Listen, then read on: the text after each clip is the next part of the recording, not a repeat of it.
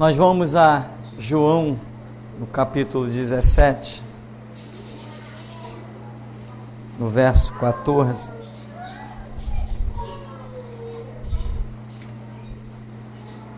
Uma das lições poderosas para mim, depois que começamos com Voz da Restauração, porque já conhecíamos o texto bíblico de ler umas 20 vezes, 30, mas o texto bíblico, ele tem o seu momento de revelação especial. Toda a Escritura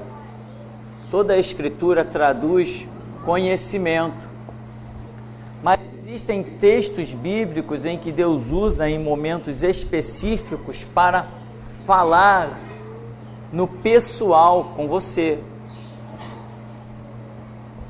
Então, esse texto bíblico que nós vamos ver agora, 17:14, diz: Eu lhes tenho dado a tua palavra, e o mundo os odiou, porque eles não são do mundo, como também eu não sou. Não peço que os tires do mundo, e sim que os guardes do mal. Eles não são do mundo, como também eu não sou. Santifica-os na verdade, tua palavra é a verdade. Esse texto, depois que nós começamos, apesar de já o conhecer, mas depois que começamos com a Voz da Restauração, esse texto se tornou muito forte para mim, porque a Voz da Restauração me fez ser odiado mesmo. Gente de outras igrejas, tem uma Maranata aqui no Santo Cristo, tem a Nova Vida, uma Nova Vida aqui no Santo Cristo, e pessoas que a gente sempre passou. E aí, tudo bem? Tudo bom? Como é que tá? Como é que não tá? Já tínhamos convivido antes em outros lugares, retiros e essas coisas todas. Depois que comecei com a Voz da Restauração, as pessoas me veem e viram a cara. Se você não tiver sido preparado, você começa a questionar, o que houve? Por quê? Ninguém gosta de ser rejeitado, né? Ninguém gosta, mas não fiz nada para aquela pessoa, tal. Aí chega uma hora que o Espírito Santo vem e diz assim, não, eu te dei a minha palavra, e o mundo vai te odiar. Mas não é uma pessoa de uma igreja? Não, é uma pessoa mundana, está dentro de uma igreja. Como tantas organizações aí, que não são igreja, tem fachada de igreja, pastores mercenários, ladrões. O objetivo é só arrecadar dízimo. O objetivo é fazer da igreja um cabide de emprego. Não mexe em nada, não arrisca em nada, time que está ganhando não se mexe. O que é o ganhar? O ganhar é o dízimo, a oferta que está entrando. Então, se alguém vai sair da igreja, o camarada se desespera. Tem um mercenário ali na igreja da Praça da Bandeira, não tem uma igreja batista ali grande na Praça da Bandeira? Teve uma pessoa que foi sair de lá, e quando a pessoa chegou para dizer para ele, pastor, eu estou saindo da igreja, não dá mais, encontrei outro ministério, ele chamou ela e falou assim, não, peraí, senta aqui, vamos lá no gabinete. Ela imaginou que alguma coisa fosse ser dita, em algum sentido espiritual. O camarada pegou a ficha de membro dela, pegou as contribuições mensais que ela dava, tudo anotado, somou e disse assim, caramba, você saindo da igreja, eu vou perder tanto por ano. Esse foi o cálculo dele. Você acha que um pastor faz um negócio desse? Um pastor, uma pessoa que esteja preocupada com almas, com vida espiritual, vê que uma pessoa está querendo sair da igreja, vai levar para o gabinete para pegar todas as contribuições daquela pessoa, passar a régua e dizer, poxa, se você sair da igreja eu vou perder tanto por ano. E dava uma boa grana, dava coisa de mais ou menos uns 15 mil reais por ano. Falou, caramba, eu vou perder 15 mil reais por ano. Não sai não, você vai me fazer falta. Ela, a pessoa, ia fazer falta? Ou a contribuição? Esse tipo de lugar as pessoas costumam chamar de igreja. Então, quando eu sou criticado por essas pessoas, batistas, metodistas, presbiterianos, Maranata, Nova Vida, longe de mim tal coisa considerar aquilo ali uma igreja. Conheço aquilo tudo como a palma da minha mão. Eu fui convidado por toda essa raça de mercenário. Quando eu era jovem, 25, 26, 27 anos, quando eu estava nessa faixa etária, todos eles colocaram os olhos em mim e viram que eu podia dar bom caldo, como eles disseram. Saí dar um bom caldo. Porque viam que eu pregava, tinha conhecimento, viam que outros jovens e adolescentes gostavam de sentar à minha volta para que eu lhes falasse da Escritura. E eles viram em mim um projeto de reverter dinheiro para eles. Eu conheço essa raça como a palma da minha mão. O líder da Nova Vida, que tem a sede lá na Lagoa, tem uma sede ali que coordena as Novas Vidas toda por aí, é um mercenário. Eu recebi convite pessoal daquele cara. Convite de Universal, quantas vezes? De Assembleia, nem se fala. Mercenarismo, eles são para mim mundanos. Eles são mundanos. E a Bíblia diz, se eu tiver recebido a palavra de Deus, o mundo vai me odiar. Essa é uma lição poderosa. Ao contrário da política de boa vizinhança, que nós aprendemos, né, no rudimento da nossa fé, no começo da caminhada, aquela política de boa vizinhança medíocre. Meu irmão, aqui não tem política de boa vizinhança.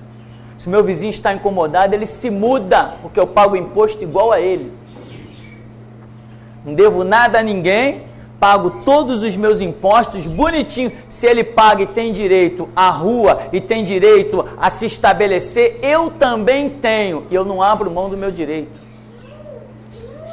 Então aqui não tem política de boa vizinhança. Agora eu sei simplesmente que o mundo vai me odiar. E mesmo que eu não taco pedra na casa de ninguém, mas eu tenho que esperar que eles vão tacar na minha. Que eu tenho a palavra de Deus. Agora eu vou brigar pelos meus direitos. Vou brigar até o fim pelos meus direitos. E anunciando a minha fé. E quem quiser dar ouvidos que dê. Quem não quiser dar ouvidos que não dê.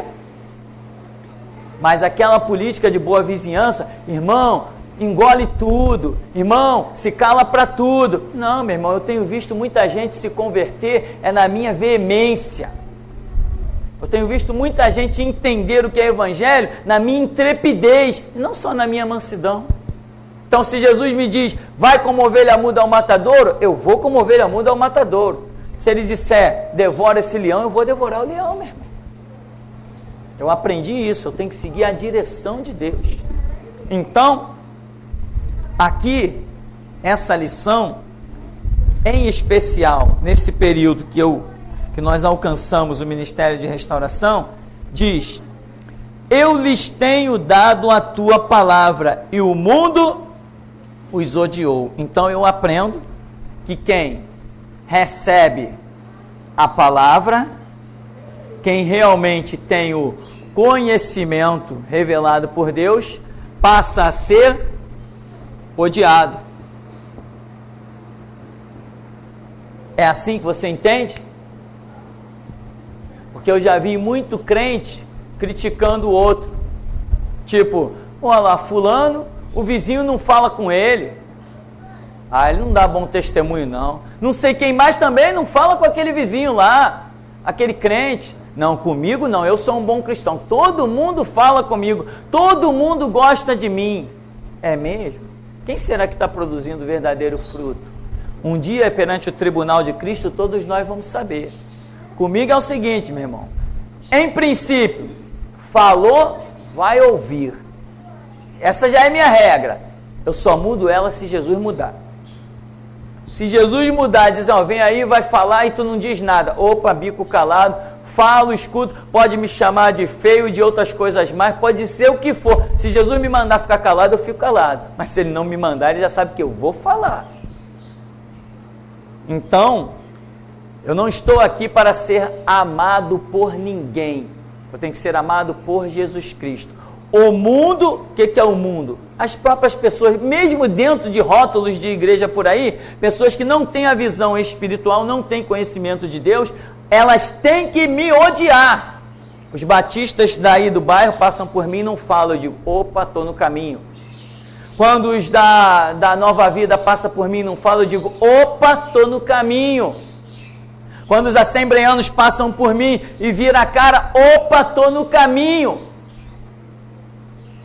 Seria muito estranho eu pregar o que prego e todos eles estarem me pegando no colo. Aí eu diria, aí tem coisa errada. Mas do jeito que está, está muito bom. Outra coisa é o verso 17, que diz, santifica-os na verdade, a tua palavra é a verdade. Isso também é uma lição que me foi ensinada desde o começo da minha caminhada, ainda mais aqui nesse bairro, que se faziam verdadeiras caravanas. Vai ter a vigília lá não sei aonde. Aí o camarada ia para a vigília, passava a noite, a madrugada inteira dentro da igreja. Não quer dizer que passava a madrugada inteira nem louvando, nem orando. Muitos passavam a madrugada dormindo no banco.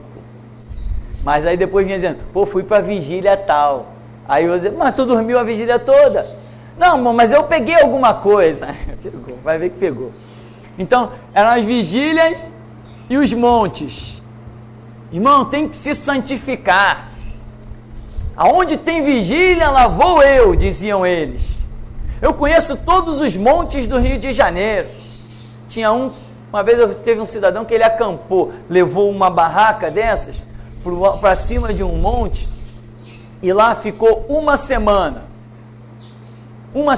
E eu estive nesse monte uma vez, porque eu morava perto, eu estive nesse monte, sim, e quando eu vi ele acendendo um foguinho lá, fazendo um feijão, um arroz, lá em cima do monte, o camarada foi morar lá em cima do monte uma semana, porque ele achava que ele ia ficar santão, santificado.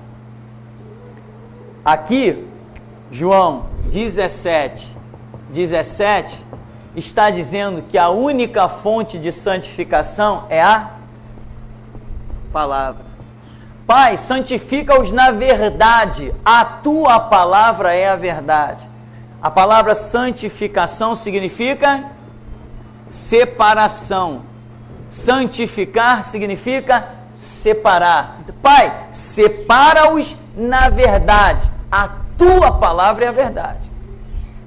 Se eu não estiver andando no prumo, separado no prumo desta palavra, desta verdade, eu posso subir os montes, acampar lá, dormir lá, meu irmão. Posso fazer sacrifício, virar cambalhota, nada é real. Nada é real. Quantos subiram os montes para depois descer e ficar falando besteira? Teve o tal da Adventista, quando essa igreja é adventista, e essa igreja da restauração que usa o véuzinho, né? Até hoje tem gente palhaça achando que cristianismo é roupa. Tem uns palhaços por aí que usam véuzinho e pensam que são crente. Véuzinho na cabeça, outros não cortam cabelo, outros usam roupa até o chão. Eles pensam que são crentes, não servindo ao mesmo Cristo que eu. Então, essa igreja da restauração, o camarada quando fundou ela, ele começou a subir o monte. Um dia ele subia o monte, aí ele dizia que tinha visto um anjo de Deus, e o anjo falou com ele que as mulheres tinham que usar saia. Aí chegava na igreja, doutrina da saia. No outro dia ele subia o monte, o anjo falou com ele, e ele chegava na igreja e dizia que agora tinha que usar o véu. No outro dia, subia o monte, voltava e dizia que o anjo falou com ele que não podia cortar o cabelo. O anjo, aí foi para o monte, e dizia, o anjo disse como que as mulheres tinham que se relacionar sexualmente com os seus maridos. E o anjo foi falando com ele, e ele foi criando as doutrinas da igreja adventista do sétimo dia. Foi o caso daquela Ellen White, e esse da igreja da restauração. A situação é a mesma. A única coisa que o anjo não falou para eles é que os mentirosos não herdarão o reino de Deus. Isso o anjo não falou para eles. Mas, então, por quê? Ideia de monte, não, meu irmão, não. Nada disso. Fonte de santificação é a palavra. Se você se converteu às regras da Escritura, você é o mais santo que existe sobre o globo terrestre, porque você está andando na Escritura. Não tem papo de topografia, né? Relevo, situação geográfica, isso não santifica ninguém. Nem quem está no monte, nem quem está no vale, nem quem está no asfalto, nem quem está no paralelepípedo. Isso aí não santifica ninguém. Isso é palhaçada, fruto da cabeça de quem não sabe o que é ler a Escritura. Então não esqueça mais esse versículo, João 17:17. Vamos seguir mais um pouquinho aqui. Capítulo 18 de João. Nós estamos concluindo então. No capítulo 18, conta a história de quem? Jesus no Getsêmani. No verso 1 diz: tendo Jesus dito estas palavras, saiu juntamente com os seus discípulos para o outro lado do ribeiro de Cedron, onde havia um jardim, e aí entrou com eles. Judas, o traidor, também conhecia aquele lugar, porque Jesus ali estivera muitas vezes com seus discípulos. Tendo, pois, Judas recebido a escolta e dos principais sacerdotes e dos fariseus alguns guardas, chegou a este lugar com lanternas, tochas e armas. Então, o que é que nós vemos aqui? A escolta, vemos o sistema religioso, vemos os principais sacerdotes, vemos aqueles que se diziam os mais santos, que são os fariseus, vemos um exército acompanhando, tudo para vir contra quem? Contra Jesus. O que eu aprendo nessa lição aqui? Eu aprendo que Jesus diz: eu edifico a minha igreja contra as portas do inferno, e as portas do inferno não prevalecem contra a minha igreja. Eu aprendo que Jesus falou assim: 1000 cairão ao teu lado e 10.000 à tua direita. O que é isso? Eu entendo isso uma guerra. Portas do inferno não prevalecendo, 1000 ao lado, 10.000 à direita. Isso aqui mostra uma guerra. E na pessoa do Senhor Jesus, nós vemos claramente essa guerra.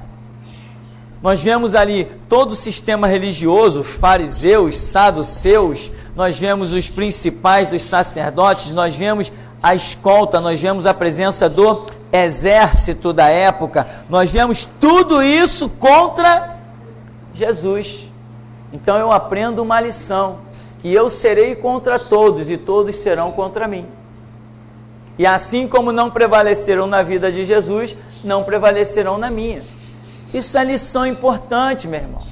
Porque quando a guerra se levantar, você vai dizer assim: pode vir que eu estou pronto.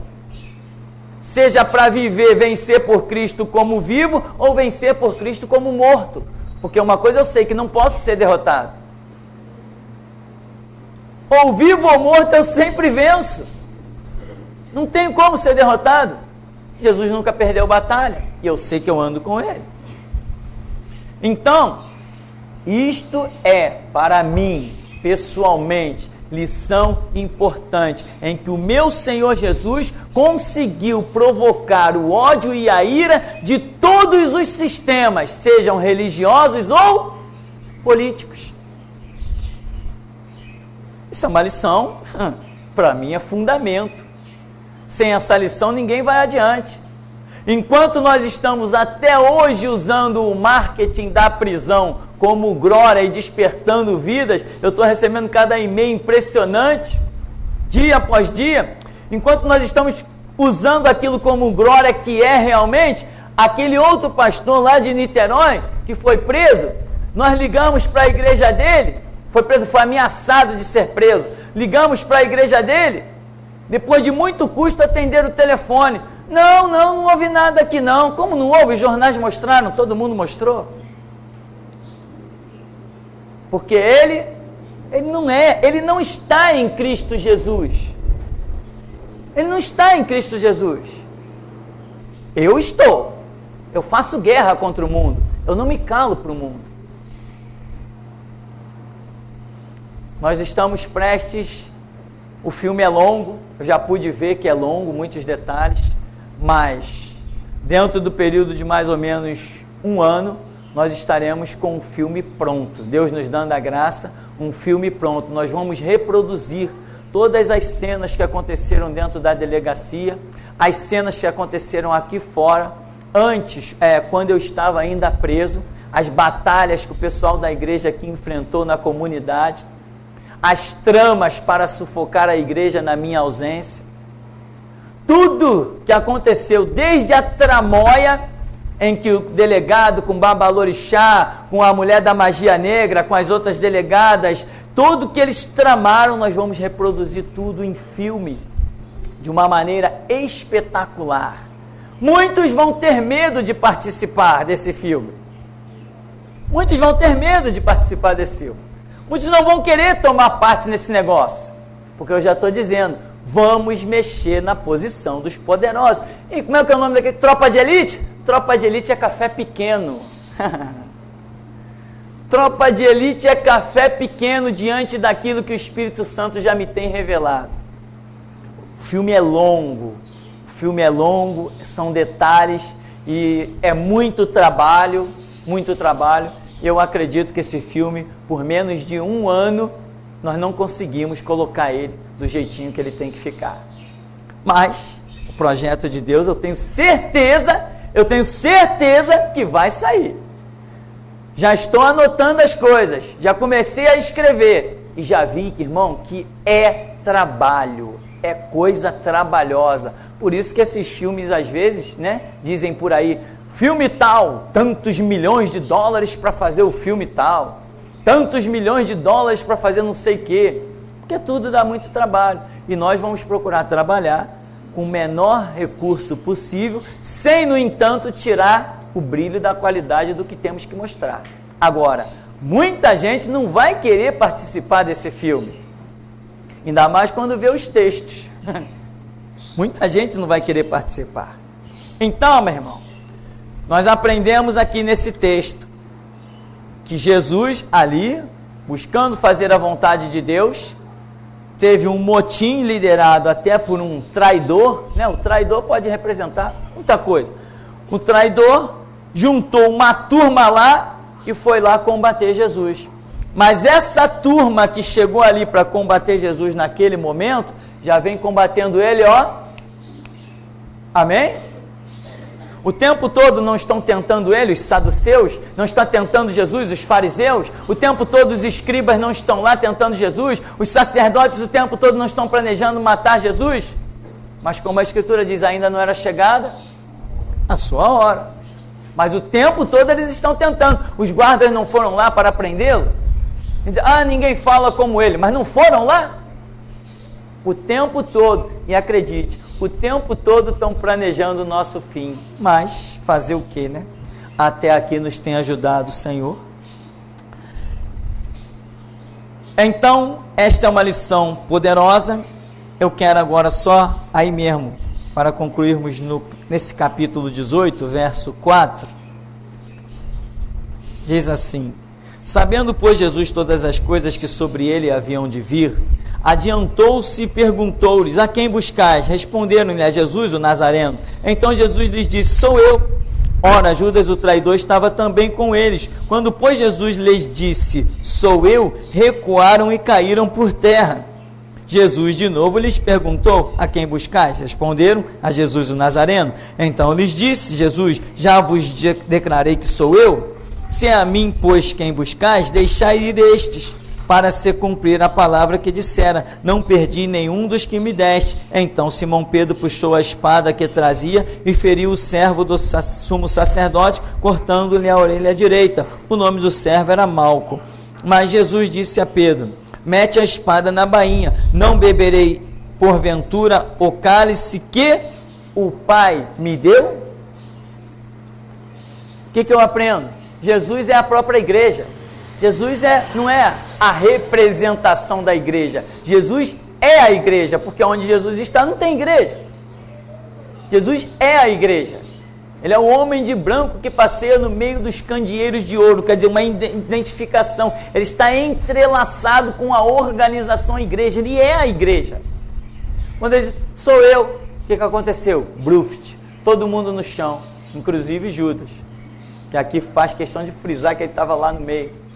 Sou eu! Caiu por terra. Outras passagens dizem que isso aconteceu 2 ou 3 vezes.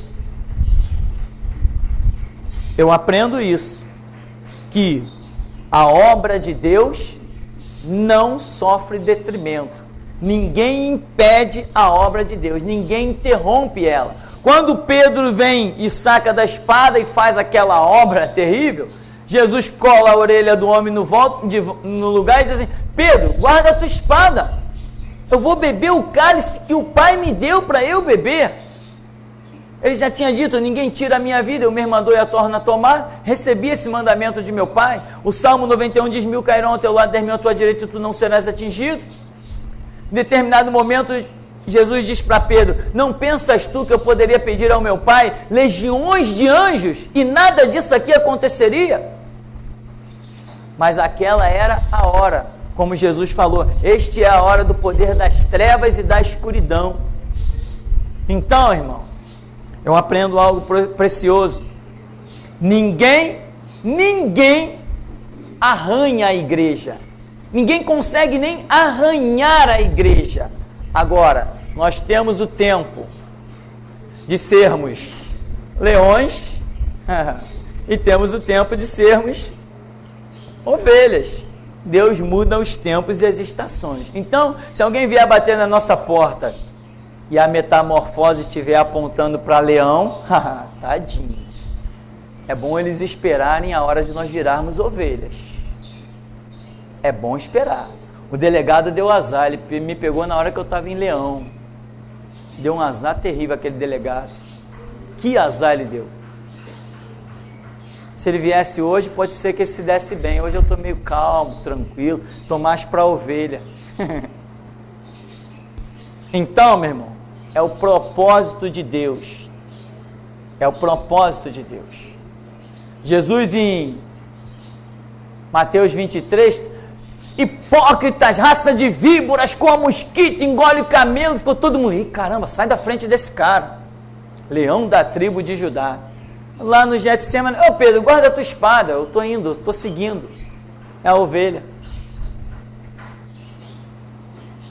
Jesus não foi leão o tempo todo, embora seja, e Jesus não foi ovelha o tempo todo, embora seja. Muita gente não entende isso, irmão. Muita gente não entende isso. E outra coisa, lembra que quando nós começamos a falar de fruto, né? Frutos e testemunhos. Você tem que dar o que Deus quer que você dê, não o que o teu irmão quer, não o que o teu vizinho espera, não o que o teu colega da outra igreja deseja. Fruto nós temos que dar o que Deus quer que a gente dê. Terminamos então, só para concluir rapidamente, diz, no capítulo 20 de João, fala da ressurreição, que é um projeto que não poderia faltar à narrativa da igreja. A igreja precisava ter essa lição da ressurreição de Jesus. Por isso está aí no capítulo 20 de João. E no capítulo 21 de João, 21 que é símbolo do fim da igreja, é símbolo da restauração, simboliza a era da igreja chegando ao fim, é o 21, é restauração. Ali temos a cena da aparição geral de Jesus a todos os seus discípulos, né? Primeiro Jesus veio, apareceu a um num momento, apareceu a outro no outro momento, mas quando entra o capítulo 21, Jesus vem e se manifesta a todo mundo de uma vez. Isso é um símbolo do que vai acontecer neste século 21, em que Jesus Cristo vai ter uma manifestação maciça. Entende? Como? Não necessariamente na primeira etapa vindo à terra, porque a gente sabe, a igreja vai ao seu encontro. E lembra que ele falou? Dize aos meus irmãos que me encontrem em tal lugar. Ele falou isso.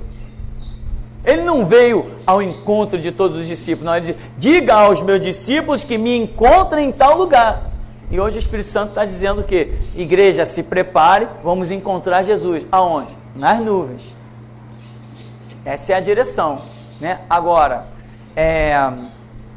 essa é a representação do 21, em que Jesus ali encerra as narrativas, João encerra as narrativas da igreja, pondo fim com a aparição de Jesus a todos os seus discípulos. É o símbolo do que nós estamos para viver neste século 21, em que Jesus Cristo arrebatará a sua igreja. Aí o mundo diz assim, esse aí é louco, é mais um louco prevendo a volta de Jesus. E eu digo, quem viver, ou mesmo quem morrer, verá. Amém, irmão? Temos alguma pergunta para encerrarmos? Nenhuma? Sim? Não? Bom, então nós vamos ficar por aqui. Agradecer a Deus.